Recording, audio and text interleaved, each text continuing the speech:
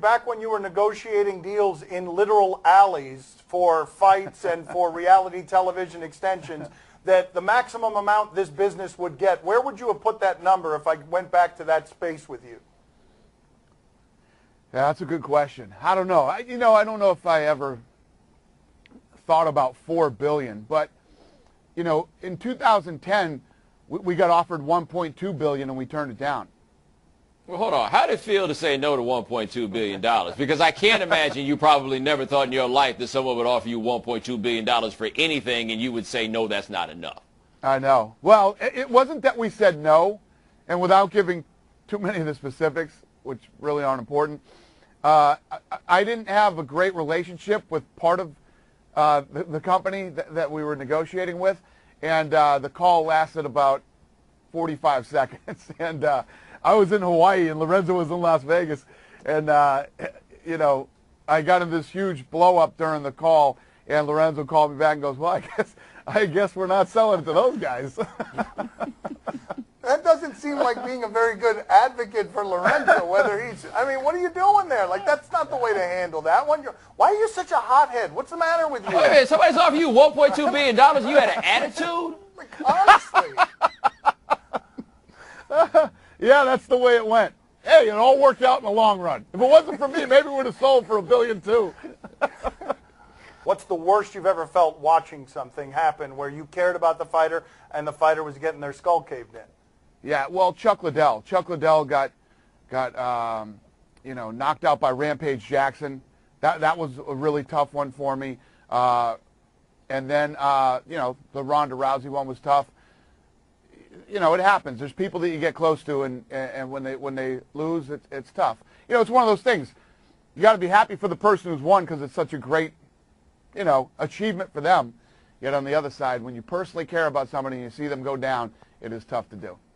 Well, does it work the other way? Because I imagine you might occasionally enjoy watching somebody get kicked in the face. That's a good question right there. Yeah, yes, it does. Yeah, it does. It definitely does.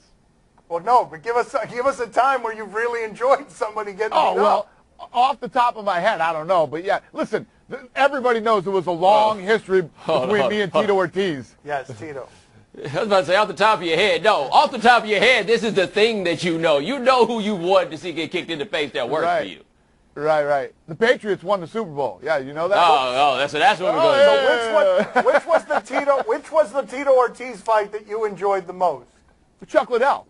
He was refusing to fight Chuck Liddell for a long time, and then finally when that fight happened, Chuck knocked Tito out. Chuck actually gave me the gloves and trunks that he wore that night in that fight. Yeah, it was a huge battle between Tito Ortiz, myself, and Chuck Liddell. Did I hear right, or am I misinterpreting that you said if Conor goes and boxes without doing it through the UFC, he's going to have a big problem with you and the UFC? Well, Conor's under contract. Conor's under contract with the UFC, and in the contract it specifically states boxing, wrestling, or any other type of combat sport. So, throughout Conor's career with us here over the last 4 years, I've shown Conor nothing but respect, done things that I normally wouldn't do for other fighters, and Conor has been the same way. There's very few guys who step up on 10 days' notice and fight a completely different opponent. If you look at all the greats throughout history in the UFC, Conor is the one guy who will literally fight anybody, anywhere, anytime. Late notice, replacements, this, that. So, I respect the guy, but we have a deal. Listen, you want to go, he's got 4 fights left in his contract. Honor your contract, and then go do whatever you want to do. What's the angriest you've been with Conor? To be honest with you, I'm not angry with him now. I'm not angry with him. Conor McGregor has been an amazing, force for us.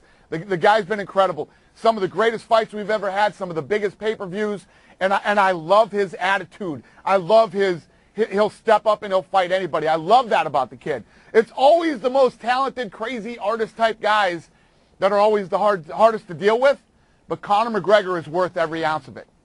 Bobby, what do you have for Dana? Go ahead. Dana, do you ever miss your hair?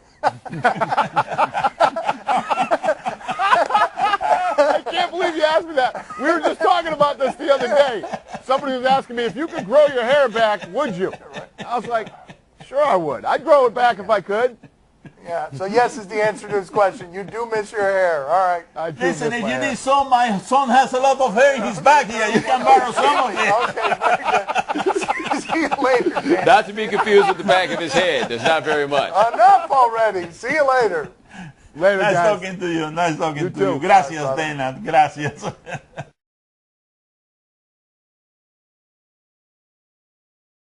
And let's chat a little bit more about UFC 208 with Dana White. It's a pleasure to have him on SportsCenter tonight. So Holly on center stage in Brooklyn this weekend, kind of a feeling we know what the deal is with Ronda. That's been talked about. So for a guy like yourself that's always looking for what's next, tell our fans and viewers the next big female fighter to look out for. It might be Jermaine. You know, if you look at this fight this weekend, Jermaine Durandamy is 46-0 as a Muay Thai fighter and is a 10-time Muay Thai world champion. Holly Holm, obviously a former UFC champion. She beat Ronda Rousey. She's also an 18-time world boxing champion. So two of the most decorated female strikers in the UFC. How about that? Maybe the answer is right under our nose. The co-main event features Anderson Silva, a legend that everybody knows about. But Dana, he hasn't won a fight now going on like 5 years. But knowing him the way that you do, what still keeps him going? Well, if you look at the Michael Bisping fight, you know, Anderson Silva knocks Bisping out at the bell. And many people feel should have won that fight in a save by the bell. Then he steps in to save UFC 200 and goes up to 205 and fights Daniel Cormier. Hurts Cormier bad with a body shot, and people say, God, imagine if that would have been a 5-round fight. So, believe me, the Anderson Silva that we all know, the GOAT, the greatest of all time, you know, there's still flashes of it in there. And he's going in against Derek Brunson, who is a very tough, I always say this, fighting is a young man's game. Derek is young, he's in his prime, and he has knockout power in both hands. It's going to be very fun to see what Anderson still has on Saturday night against a guy like Brunson. It'll be a big fight to watch. A lot of interest and never count Anderson out. So we mentioned this fight is in Brooklyn, a place, New York, that UFC has finally landed. That said, Dana, you've had fights in the U.S., Canada, South America, the Middle East, Asia, Europe, Australia. What is the next frontier that is untapped right now for UFC? Russia.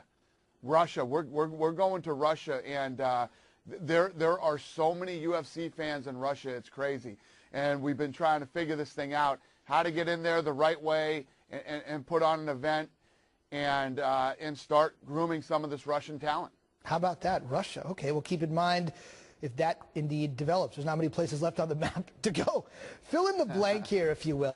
If Mayweather happens, it will be the biggest fight since Pacquiao. It'll be the biggest fight since Mayweather-Pacquiao. And many people believe that maybe because of the two different fan bases and the appeal, you know, globally, that would do more buys than Pacquiao-Mayweather did. That would be a tremendous number if that was the case. Listen, before I let you go, take me back. I think your personal story is fascinating. To the early days of your rise within the sport, way before this was a $4 billion industry. Can you personally think back and pinpoint a moment where you knew this was going to be so much more than you could have ever imagined? I always believed in this sport since day one. I thought that this thing could be global. I figured this sport had the possibility to be the biggest sport in the world because at the end of the day, we're all human beings and fighting's in our DNA. We get it and we like it. Different than any other sport.